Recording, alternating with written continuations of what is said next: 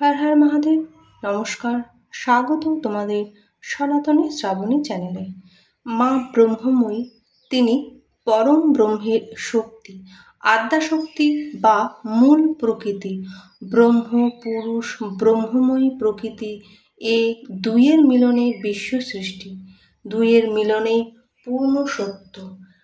প্রকৃতি ভিন্ন পুরুষ অর্ধসত্য, আবার পুরুষ ভিন্ন প্রকৃতিও অর্ধসত্য। এই দুই আবার দুই এক, এক ভিন্ন দুই নেই, দুই ভিন্ন এক নেই। জগতে যা কিছু দেখো সবই এক, কিন্তু সে এক একক নয়, দুইয়ে মিলে এক। যেমন বিয়োগ আর যোগ, বিয়োগ আছে বলেই যোগ, আবার যোগ আছে বলেই বিয়োগ। সংসারে বিয়োগ আর যোগের খেলাই চলে। যে জন্মে সে যোগ, আর যে মরে যায় সে বিয়োগ। আমরা খাই, তাতে খাদ্য যোগ করি, আবার মলমূত্র ত্যাগ করি, তাতে বিয়োগ হয়। এ বিয়োগও কিন্তু অন্যত্র যোগ। মলমূত্র দেহ থেকে বিয়োগ, আবার ভাগাড়ে তা যোগ। যেমন দান আর গ্রহণ, দান বিয়োগ যোগ গ্রহণ। দানদাতা থেকে বিয়োগ গ্রহীতার যোগ। অতএব যিনি দাতা তিনি ত্যাগ বা বিয়োগ করেন, আর যিনি গ্রহীতা তিনি গ্রহণ বা যোগ করেন। যিনি পুরুষ তিনি ত্যাগ করেন, আর যিনি প্রকৃতি তিনি গ্রহণ করেন। পুরুষ থেকে যা বিয়োগ প্রকৃতিকে তা যোগ হয়। তাই বিশ্ব সৃষ্টি পুরুষের ত্যাগ ও প্রকৃতির গ্রহণ, এই বিয়োগ ও যোগেরই ফল। প্রকৃতির যোগে পুরুষ বিশ্বপিতা, আর পুরুষের ত্যাগে প্রকৃতি বিশ্বমাতা।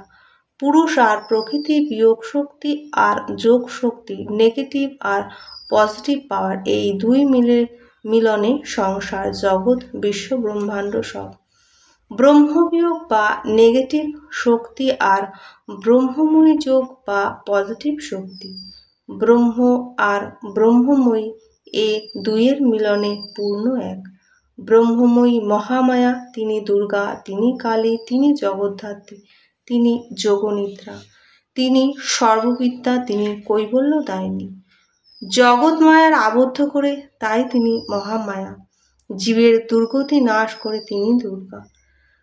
কালের শনে রমণ করে, তিনি কালী। জগৎ ধারণ করে আছে জগদ্ধাত্রী। নিদ্রারূপে যিনি জীবন্ত, তাই তার নাম যোগনিদ্রা। অবিদ্যার নাশ করেন, তাই তিনি সর্ববিদ্যা। মুক্তি দান করেন, তাই তিনি কৈবল্যদায়িনী। ব্রহ্মময়ী ব্রহ্মেরই মায়া, তিনি অনাদি অনন্ত বিশ্বব্যাপী। অনন্ত কোটি ব্রহ্মাণ্ডের অনন্ত কোটি জীবের আধার মায়া। ব্রহ্মময়ী মায়া জীবে মোহিত করে রেখেছে, জীবের নিকট তাই সত্য প্রকাশিত। মহামায়া অসীম শক্তি সম্পন্না। জল, স্থল, অন্তরিক্ষ, মনুষ্য, পশু, পক্ষী, কীট, পতঙ্গ, উদ্ভিদ প্রভৃতি, এমনকি জগতের প্রতি অণু পরমাণুতে তিনি শক্তিরূপা। মানুষের সর্বেন্দ্রিয়ের সর্বশক্তি তিনি। তার শক্তি জগতের সৃষ্টি স্থিতি লয় করেছে। তিনি সর্বব্যাপী। পূর্ব, পশ্চিম, উত্তর, দক্ষিণ, ঈশান, বায়ু, অগ্নি, নৈঋত, ঊর্ধ্ব, অধ, এই 10 দিক তার 10 হস্ত, তাই তিনি দশভুজা। ভূত, ভবিষ্যৎ, বর্তমান, তাই তিনি কাল। তার 3টি নয়ন, তাই তিনি ত্রিনয়না। আনন্দ তার অধরে হাসে, বিশ্বমাতা তাই আনন্দময়ী। বিশ্বের মণিমাণিক্য রত্ন তার অলঙ্কার, তাই তিনি সর্বালঙ্কার ভূষিত। চন্দ্র সূর্য তার মুকুটমণি, নক্ষত্রখচিত নীল আকাশ তার মণিময় কুন্তল, তিনি রূপ যৌবন সম্পন্ন। বিশ্বের যত রূপ তাতে তো বর্তমান, তাই তিনি সর্বরূপা। সর্বসৌন্দর্য মনিন্দিতা, তার অম্লান নব যৌবন নিত্য বৃদ্ধি ক্ষয়হীন পরিবর্তনহীন। জগতের সমস্ত বর্ণ মিলিত হয়ে তার বর্ণ বা আভা, তাই তিনি অতসী পুষ্প বর্ণাভা। সূর্যে যেমন সকল বর্ণ থেকেও সে অতসী পুষ্পের ন্যায় পীতবর্ণ, দশভুজা ও তদ্রূপ। মায়াবসনে তার দেহ আচ্ছাদিত, তাই মানুষ তার স্বরূপ দর্শন করতে পারে না। দশভুজা মা সম্বন্ধিতা, তাই তিনি ভগবতী। তার পার্শ্বে সরানন, অনিমা, লঘিমা সৌরাশ্চর্যের প্রতীক। যশ ও শ্রী তার দুপাশে দেবী রূপে বিরাজিতা। জ্ঞান তার পুত্র গণপতি। জ্ঞানেই সিদ্ধি লাভ হয়, তাই গণপতি সিদ্ধিদাতা। বৈরাগ্য তার ঊর্ধ্বে শিবরূপে বিরাজিত। বীর্য সিংহ রূপে তার বাহন। প্রভুত্ব ভোগলিপ্সা, অসুরের সঙ্গে মা যুদ্ধরতা। এই আমাদের মাতৃমূর্তি। এই মাতৃমূর্তির সাধন দেবতারা করেছেন। ব্রহ্মা মধুকৌটব বধের পূর্বে যোগনিদ্রা দেবীর স্তব করেছিলেন। ইন্দ্রাদি দেবগণ অসুর সংহারের জন্য মাতৃমূর্তির আরাধনা করেছেন। আসক্তি অসুর ও কাম ক্রোধাদি অসুর সংহার করতে হলে মাতৃশক্তির আরাধনা করতে হবে। এই দশভুজা মাতার অপর নাম অপরাজিতা। বাহুবলে তার পরাজয় হয় না। গায়ের জোরে কেউ মায়ামুক্ত হতে পারে না, মায়া দ্বারা বিনষ্টই হয়। যেমন হয়েছিলেন শুম্ভ নিশুম্ভ। কিন্তু ভক্তের কাছে মা পরাজয় স্বীকার করেন। ভক্তি অসি করে নিয়ে কেউ মায়ার সঙ্গে যুদ্ধে গেলে মায়া নিজেই অসি ছেড়ে ভক্তির সঙ্গিনী হন। ভক্ত যখন মায়ের দ্বারা যা খুশি তাই করতে পারে, যেমন করেছিলেন রাজা শ্রীরামচন্দ্র এবং সুরথ রাজা প্রভৃতি। যেমন সাধক রামপ্রসাদ তার বেড়া বাঁধলেন শ্যামা মাকে দিয়ে। তিনি দশভুজা, তিনিই চতুর্ভুজা, তিনিই কালী। কালী রূপে তিনি যুগল, তার পদতলে শিব। যে শিব নিষ্ক্রিয় সে সব। তার করালো বদনা কালী তারই বুকে পা রেখে সৃষ্টি সংহার করেছেন। শ্যামারূপা তার দেহে রত্ন অলঙ্কার নেই। নরদেহে কৌমণ্ডলী শক্তি, নরদেহে তার স্থিতি, তাই তার অলঙ্কার নরদেহ। নরদেহেই মাকে সাজিয়ে রেখেছে। তার গলে নরমুণ্ডমালা, নরদেহ তার কর্ণের কুণ্ডল। নরহস্ত তার কোমরে চন্দ্রহার, নরদেহই তার ভূষিতা আবৃতা। কালীরূপে তিনি রণরঙ্গিনী, ভীমা ভয়ঙ্করী। আবার তিনি শান্তা, তিনি স্নিগ্ধা, তিনি করুণাময়ী। তার এক হস্তে অসি, অপর হস্তে অভয়। এক হস্তে নরমুণ্ড, অপর হস্তে পর। জিহ্বা দ্বারা রক্ত পান করছেন, অথচ নয়নে করুণা দৃষ্টি। মায়ের কালো রূপ স্নিগ্ধ নয়নানন্দন নায়ক।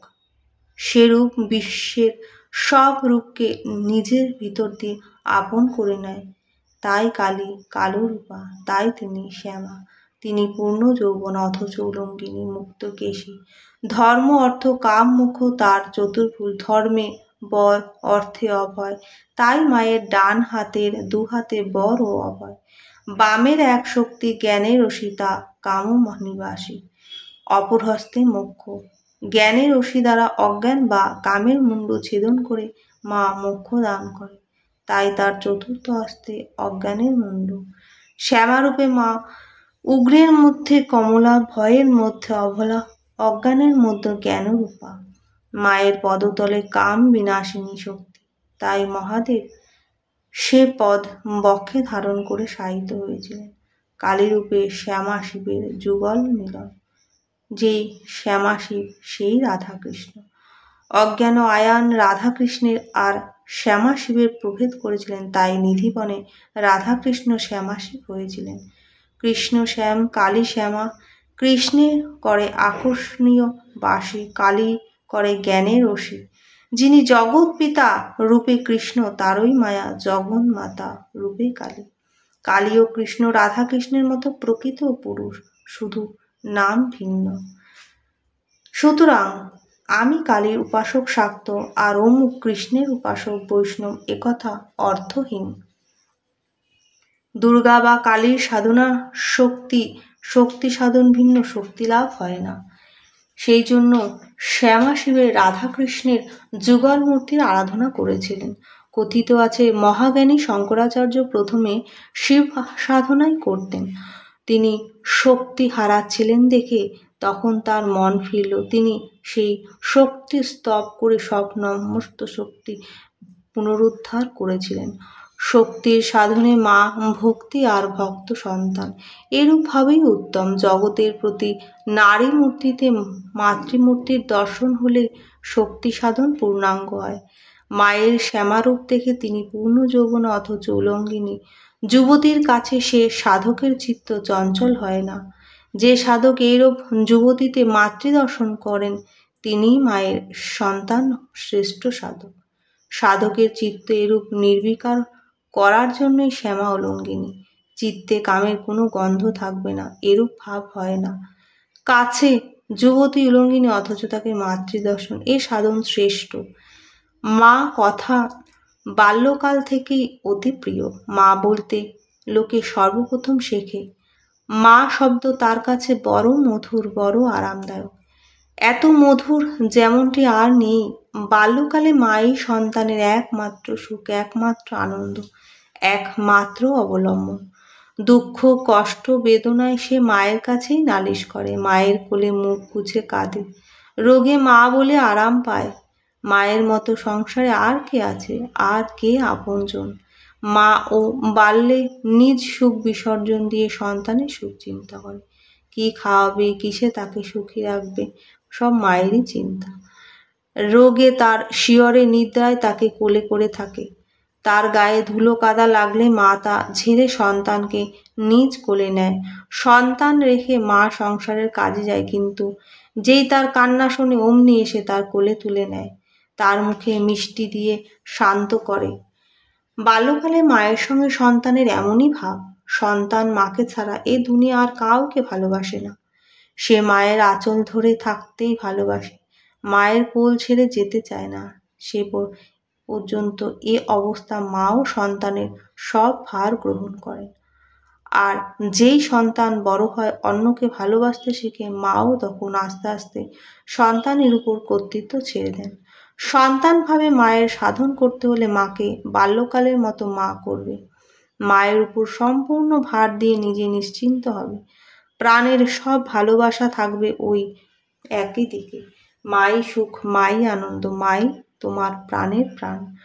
সুখে আনন্দ, দুঃখে সান্ত্বনা, মাই যথা সর্বস্ব। মা ভিন্ন জানো না, মা ছাড়া চলতে পারবো না, তুমি যেন মায়ের কোলের খোকা, তাকে মা মা বলে ডাকো, কেঁদে কেঁদে বুক ভাসাও। তোমার কান্না কানে গেলে মা কি আর থাকতে পারেন? অমনি এসে কোলে নেবেন। আর যে পর্যন্ত মায়ের প্রতি সম্পূর্ণ ভালোবাসা আনতে না পারো, সে পর্যন্ত তুমি শত ডাকলেও তিনি আসবেন না। মা তোমায় খেলতে পাঠিয়েছেন, কত কাদা ধুলা গায়ে লাগিয়েছ। যদি একবার কাদার মতন কাঁদতে পারো, তাহলে মা এসে ধুলো কাদা ঝেড়ে তোমাকে কোলে তুলে নেবেন। একটা গান আছে, কোলের ছেলে ধুলা ঝেড়ে তুলে নে কোলে, ফেলিস না মা ধুলা কাদা মেখেছি বলে। এমনিভাবে মায়ের কাছে কাঁদতে পারলে মা কি আর না এসে পারেন? মায়ের কাছে বালকের মতো কাঁদো, আবদার করো, মার হাতে আত্মসমর্পণ করো। কেঁদে কেঁদে আকুল হয়ে মা এসে নিশ্চয়ই তোমার মুখে মিষ্টি দিয়ে শান্তি করবে। মাতৃ সাধন এইভাবেই করতে হয়। বাৎসল্যকালে শক্তি সাধন হয়, তখন তুমি পিতা আর মা তোমার কন্যা। কন্যাকে পিতা যেমন ভালোবাসে, যেমন ধোয়ায় মোছায় যত্ন করে, মাকেও তদ্রূপ করতে হবে। তাকে খাওয়াতে হবে, পরাতে হবে, কাপড় গয়না দিতে হবে, ঠিক মেয়েকে পিতা যেমন করে। আবার মেয়েকে পিতা বা মা বলে ডাকলে সোহাগ করে, তাকে খাওয়ায়। বাৎসল্যকালে এমনি রূপে মায়ের সেবা করতে হবে, তাহলে কন্যার মতো মা এসে পিতার গলা জড়িয়ে ধরেন। একজন ভক্ত বাৎসল্যভাবে দুর্গা পুজো করতেন।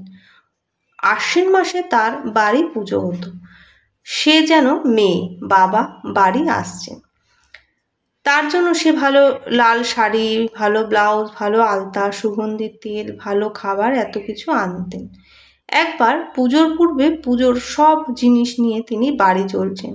পথে ঝড়ে আর যেতে পারলেন না, নৌকা পথেই পড়ে রইল। এদিকে পুজোর একদিন উত্তীর্ণ হলো।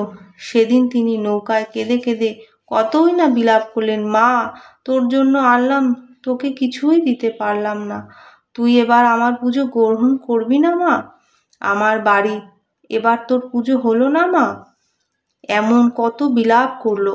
অষ্টমীর দিন নৌকা ঘাটে এলো। ভক্তটি তখন মাঝিকে বলেন, মাঝি তুই উপরে গিয়ে দেখে আয় আমার বাড়ি পুজো হলো কিনা। যদি না হয় থাকে তো আমি আর বাড়ি উঠবো না, এই নৌকা করেই ফিরে যাব। মাঝি তীরে গেল। একটু পরে একটি সুন্দর মেয়ে একটি ছোট্ট লাল পেড়ে শাড়ি পরে ঘাটে এলো। ভক্তটি বললেন, মা তুমি এত ছোট কাপড় পরেছো কেন? মেয়েটি কেঁদে কেঁদে বলল, বাবা তুমি তো আসোনি, কাকা আমাকে এই ছোট কাপড় কিনে দিয়েছে। ভক্তটি তখন সন্দেহ হলো। তিনি মেয়ের পরিচয় জানার জন্য সেই তীরে গেল। অমনি সে অদৃশ্য হয়ে গেল। সন্তানভাবে সেবা করলে মা সন্তান বশেই দেখা দেয়। যেমন ভক্তটিকে দেখা দিয়েছিলেন, মা বলেই ডাক, মেয়ে বলেই ডাকো। সে ডাক আন্তরিক হওয়া চাই, প্রাণের সরলতা হওয়া চাই, তা না হলে সবই ব্যর্থ। সন্তানভাবে ডাকলে মেয়ের মতোই মা পিতার কাছে আসেন, তার কাছে আবদার করেন, এটা ওটা চান, বলেন আমায় গয়না দাও ইত্যাদি। যেমন নিজের মেয়ে, পিতাকেও ঠিক যেন মেয়ের মতো মাকে ভালোবাসতে হবে, মাকে সুখী করার চেষ্টা করতে হবে। তবেই তো বিশ্বজননী দক্ষের কন্যার মতো বিদ্যালয়ে আসেন আর আনন্দে থাকেন। ভিডিওটি এখানেই শেষ করলাম। ভালো লাগলে অবশ্যই কমেন্টের মাধ্যমে জানাবেন এবং সাবস্ক্রাইব করে পাশে থাকবেন। নমস্কার।